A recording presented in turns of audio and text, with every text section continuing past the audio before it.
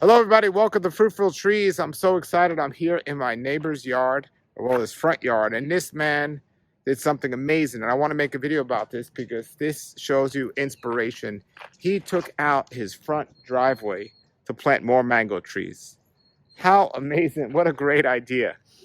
He literally took out his driveway, and he's got 3 or 4 extra trees here now that he wouldn't have had space for before.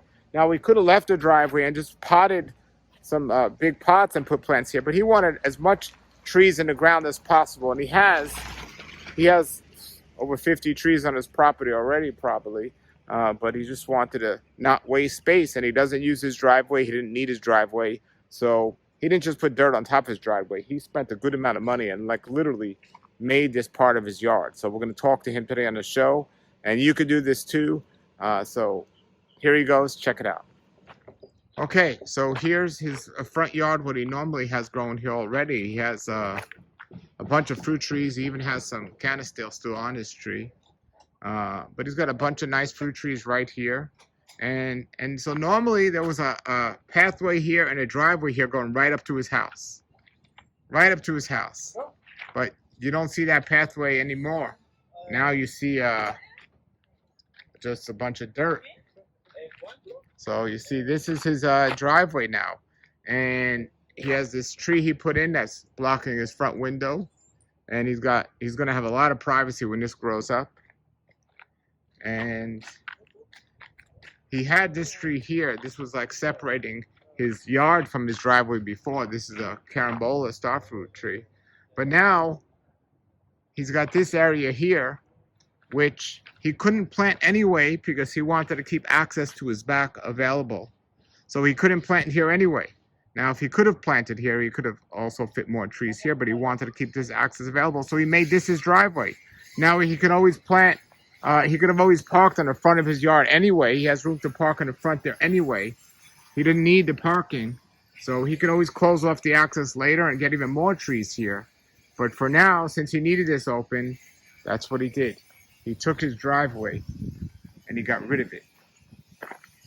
Very cool. All right, I'll show you some before and afters again, and let me know what you think about this idea.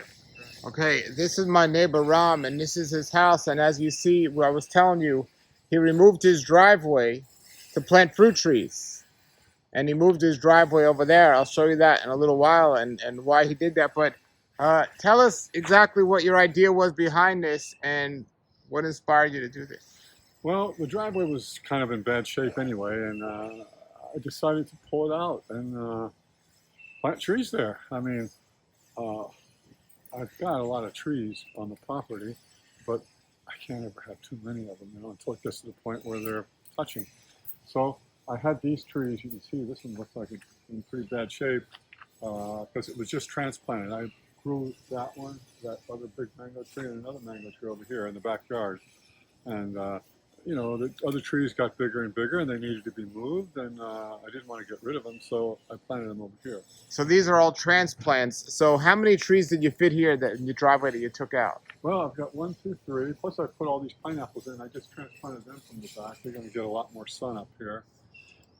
It's like a rainforest. If you take a look over there, you can see how jungly it looks. So what kind of trees did you end up putting in? Well, this is an avocado. That's the mother of lemon zest right there. My original lemon zest right there. And the other one I've got is huge. And then this one over here is a Valencia Pride. Valencia Pride, yeah. So, okay, so like people think this, you didn't just put soil over the driveway. You literally spent a lot of money and had the old driveway ripped out. I'll show people a picture of that here. Yeah, it was just to get rid of the driveway. It was about $2,000.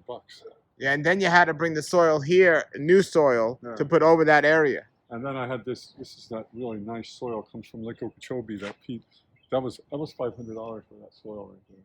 So you spent about $2,500 plus your manual labor to take out your existing driveway that led up right to your house. And I'll show everybody an old picture of that. The house is blurred, but this is his driveway.